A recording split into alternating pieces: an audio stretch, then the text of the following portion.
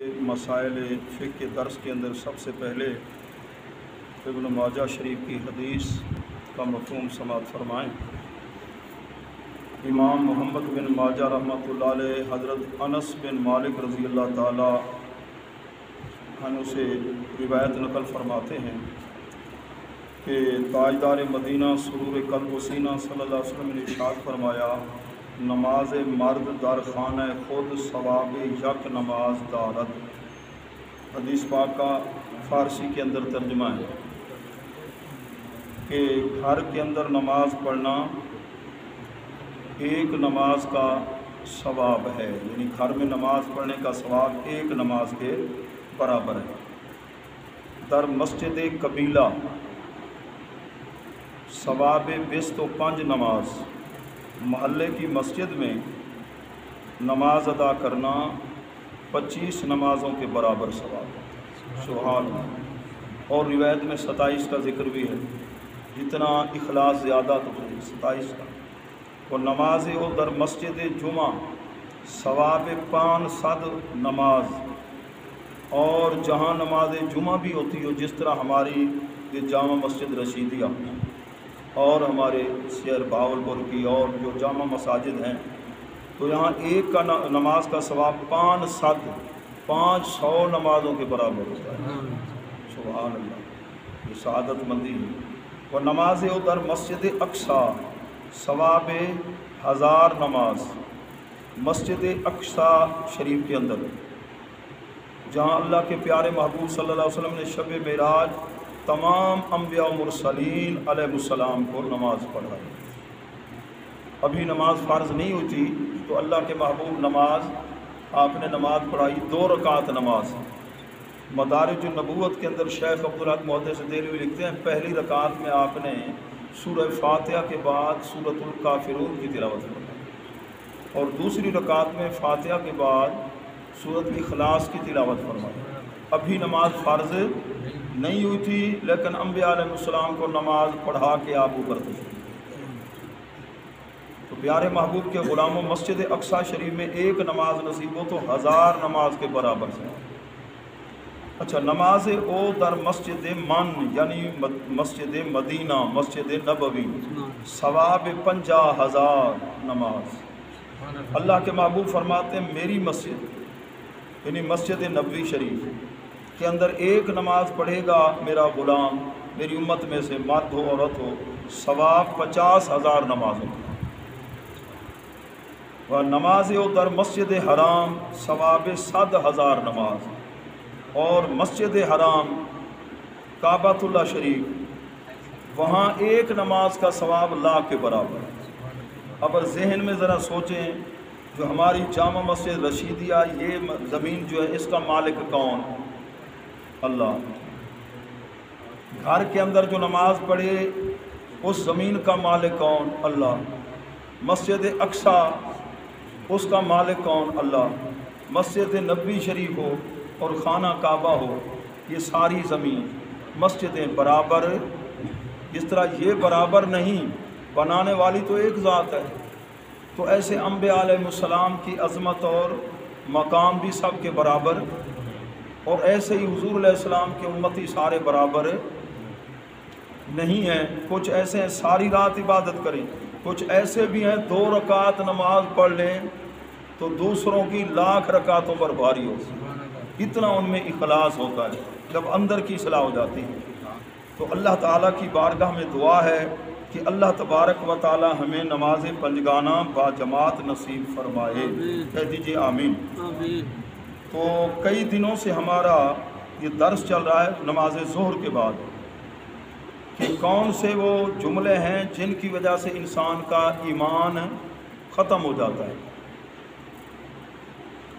تو حضرت قاضی ثناء اللہ رحمۃ اللہ علیہ، ثناء اللہ پانی پتی رحمۃ اللہ علیہ نے جو نقل فرمائے، تو وہ میں پڑھ کے کئی دنوں سے یہ عرض کر رہا ہوں۔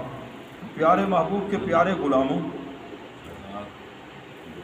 ایک مسئلہ آپ لکھتے ہیں اس کے اندر، درود پاک پڑھیے۔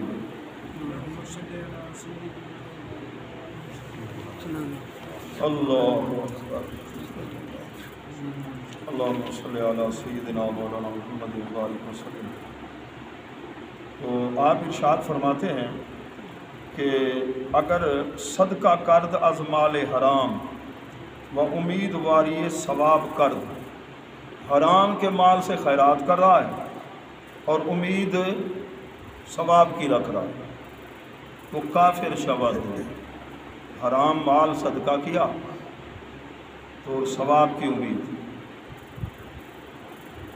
तो फरमाते हैं फासिक शराब में खुल, फासिक आदमी शराब पी रहा था और उसके रिश्तेदार उसके ऊपर नोट निछावर कर रहे थे और मुबारकबाद पेश कर रहे थे। दर हर सूरत हमा काफिर शबंद, ये सारे काफिर हो जाएंगे। तो फरमाते हैं हज़रत काजी सनाउल्लाह पानीपती रहमतुल्लाह अलैह, मजूस रोज़े नौरोज़ जमा शवंद, मजूसी लोग आग की पूजा करने वाले ये अपनी ईद के मौके पर जमा हो जाएं, या हुनूद या हिंदू लोग जो उनकी ईद का मौका है जमा हो जाएं और मुसलमान देखकर क्या कहे, मुसलमान कहे चे खूब सीरत निहादा अंग, बहुत खूब ये कर रहे हैं, इन्हीं खुशी का इजहार करें। तो कहते हैं काफिर शबद, उस मुसलमान का ईमान खुद ख़त्म हो जाएगा, ये जाके वहाँ शरीक होना शामिल होना।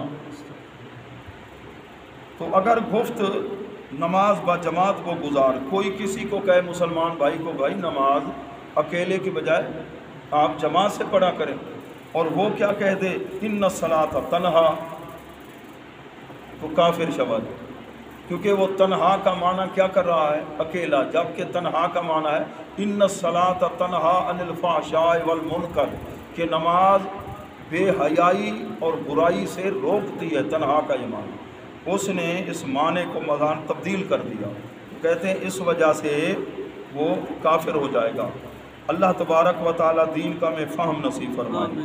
हर के ज़िबा कुनत बना में बुता, जो आदमी बुत के नाम पर ज़िबा करे किसी जानवर को और ज़िबा के वक्त उस बुत का नाम ले, तो मज़बूहा मुर्दार अस्त, वो जो मज़बूहा होगा ना वो मुर्दार है, हराम है, उसका खाना जायज़ है। मन्नत वाले मसले को इधर साथ नहीं मिलाएंगे। गौस पाक के नाम का बकरा, बुज़ुर्गों के नाम की मन्नत, हुजूर दाता अली हजवेरी के नाम की मन्नत। जब भी हम मुसलमान बकरा ज़िबा करते हैं तो नाम किसी वली का, किसका नाम लेते हैं? ये नहीं कहते हम बेइस्म चन्नन पीर, बेइस्म दाता अली हजवेरी, बल्कि हम क्या पढ़ते हैं बिस्मिल्लाह अल्लाहु अकबर। तो अगर भूल कर कोई तकबीर ना पढ़े तो फिर जानवर था बड़ा ताकतवर, एक मरतबा तो गिराया, फिर वो काबू में ना आया, फिर बड़ी मुश्किल से नूरे आपोच काबू, नूरे आपोच काबू, हाँ जी लिटाया उसको। अब जो ज़िबा करने वाला था होश ना रहा, नित्तों से रख गए, उसको ज़िबा कर दिया। बिस्मिल्लाह अल्लाहु अकबर, भूल गया। अब हलाल है या हराम है? हलाल है। आमदन अगर छोड़ेगा तो फिर हराम है। भूल के अगर बिस्मिल्लाह अल्लाह अकबर न पढ़ सका तो क्या है, ये हलाल है। रोफ़िया अनिल उम्मतिल ख़ता व निसियान। तो प्यारे महबूब के प्यारे ग़ुलामों, तो हज़रत काजी साहब रहमतुल्लाह अलैह आप इरशाद फरमाते हैं आँचे रवाफ़िज़ में गोयंग कि पैगम्बर सल्लल्लाहु अलैहि वसल्लम अज़ खौफ दुश्मना बाज़ अहकाम इलाही रा तबलीग न फरमूदा कुफ्र است।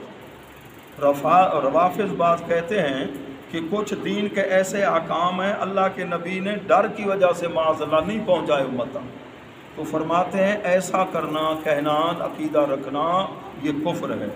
जितने अहकाम दीन के थे अल्लाह के महबूब ने अपनी उम्मत तक पहुँचा दी, और हज्जतुल वदा के मौके पर आपने अपने ग़ुलामों को भी फरमा दिया, और अल्लाह की बारगाह में भी अर्ज़ की मौला तो गवाह हो जाना, जो कुछ अहकाम तेरी तरफ से आए थे वो सारे मैंने अपनी उम्मत तक अपने ग़ुलामों को बता दिए।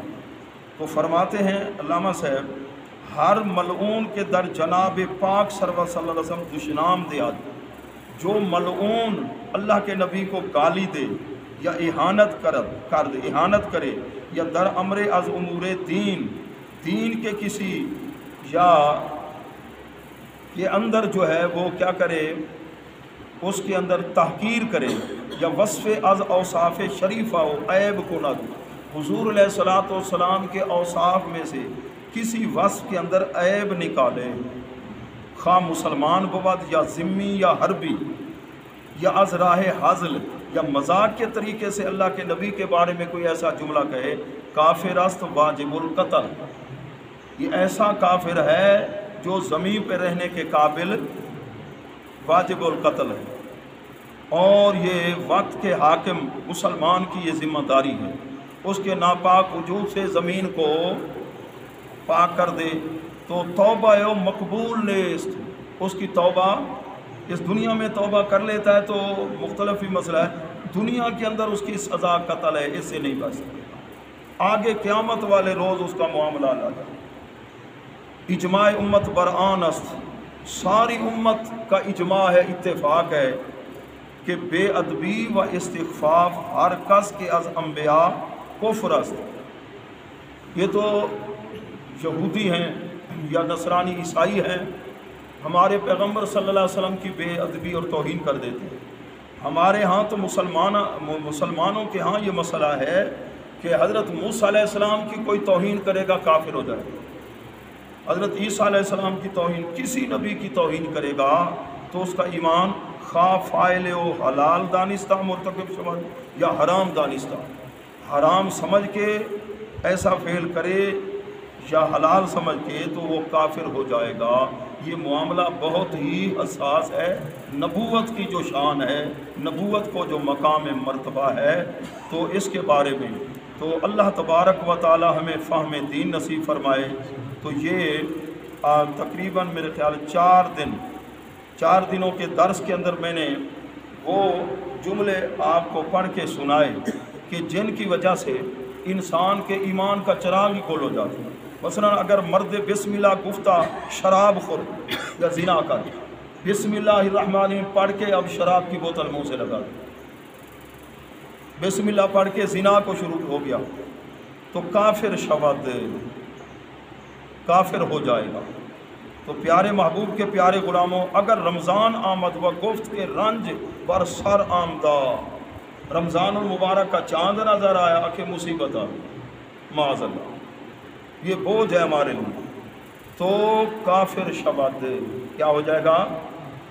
تو گھروں کے اندر کئی ایسے جملے خواتین کی زبان پہ آ جاتے ہیں، کیونکہ شریعت کا علم ہم نہ اولاد کو پڑھاتے ہیں، اور اگر کسی خاتون نے دین کا علم پڑھا ہے، قرآن کا علم ہے، تفسیر ہے، تو یاد رکھیے 7 نسلوں تک یہ برکت پہنچ جاتی ہے، اور گھر کے اندر جو سربراہ ہے وہ دین جانتا ہے تو وہاں 4 دیواری کے اندر دین کی بہار ہوگی۔ تو اس لیے ہمیں کوشش کرنا چاہیے اپنی اولاد کو دین پڑھائیں، اور بے شک ڈگریاں دنیاوی علم یہ اس دور کا تقاضا ہے، عصری علوم پڑھائیں، لیکن دین سے اپنی اولاد کو محروم نہ فرمائیں۔ دین کے اندر ہے کہ عقائد کیا ہیں۔ اب یہ جو چند دنوں کے اندر میں نے پڑھ کے آپ کو سنائے، نہ آپ نے پہلے شاید مطالعہ فرمایا ہوگا، کیا خیال ہے؟ نہیں مطالعہ فرمایا، تو آپ سن کے بھی حیران رہے ہوگے کہ یہ کتنے ضروری مسائل ہیں۔ اس پر علماء نے تو بڑی محنت، عربی میں کتابیں، فارسی میں، یہ فارسی کے اندر تھی تو اردو کے اندر میں نے ٹرانسلیٹ کر کے آپ کو عرض کر دیا۔ تو ایسے بہت سے مسائل ہیں، ایسے نوجوان نسل گانے سنتی اور ان کے اندر کفریہ شعر ہوتے ہیں اور یہ ایسے سر مار رہے ہوتے ہیں، نحوست پڑتی ہے، ایسے قوالوں کی زبان پر ایسے اشعار آتے ہیں، اور یہ جو جاہل نقیب خطیب ان کے زبان پر بھی ایسے شعر ہوتے ہیں جو کہ ہمارے عقیدے کے خلاف اور کفریہ ہوتے ہیں، اور آگے ان پڑھ لوگ جی داد بھی دے رہے ہوتے ہیں اور امداد بھی، کفر کی تائید کر رہے ہوتے ہیں۔ تو اللہ تبارک و تعالی ہمیں یہ احساس نصیب فرمائے کہ دین پر توجہ کریں، دین کو سیکھیں، یہ جو فرائض ہیں، ضروریات دین ہیں، ان کو جاننا ضروری ہے یا نہیں؟ ہم سب کے لیے ضروری ہے۔ اللہ تبارک و تعالی ہماری اولاد کو نصیب فرمائے۔ اور اللہ تعالیٰ یہ کلمات قبول و منظور فرمائے۔ الحمدللہ آپ کی جامع مسجد رشیدیہ کا یہ جو مسائل فقہ کا درس ہے یہ بہت دور دور پہنچ رہا ہے، بلوچستان والے بھی سن رہے ہیں اسی آپ کے درس کو، تو الحمدللہ یہ صدقہ جاریہ ہے۔ حضرت علامہ مولانا قاری عبدالرؤوف صاحب آپ کی مسجد کے امام و خطیب اور برادر محتشم بھائی شیخ عبدالرزاق صاحب اور ان کے ساتھ مسجد کی انتظامیہ، مسجد کے مقتدی، اللہ تبارک و تعالیٰ سب کو دارین کی سعادتوں سے مالا مال فرمائے انشاءاللہ۔ بھائی فقیر محمد صاحب بھی آج تشریف لائے، چشم ماں روشن دل ماں شاد۔ تو الحمدللہ جی ہمارے 3 دروس جاری ہیں، صبح درس قرآن، ظہر کے بعد مسائل فقہ اور نماز عصر کے بعد درس حدیث۔ زندگی کا کوئی پتہ نہیں چلتا، اللہ تعالیٰ نے جو کرم نوازی فرمائی، کہتے ہیں چاہتے ہیں کہ یہ آگے علم کی جو امانت ہے نا حضور علیہ السلام کی امت تک پہنچے۔ اللہ تبارک و تعالیٰ قرآن، حدیث، فقہ، اصول فقہ کے نور سے ہمارے دلوں کو منور فرمائے۔ آج الحمدللہ ہماری اس جامع مسجد کے اندر ختم شریف بھی ہے، آج اکثر مساجد میں ہوگا۔ اللہ تبارک و تعالیٰ قاری صاحب کا قرآن سنانا، ہمارا سننا قبول فرمائے۔ اذکر اللہ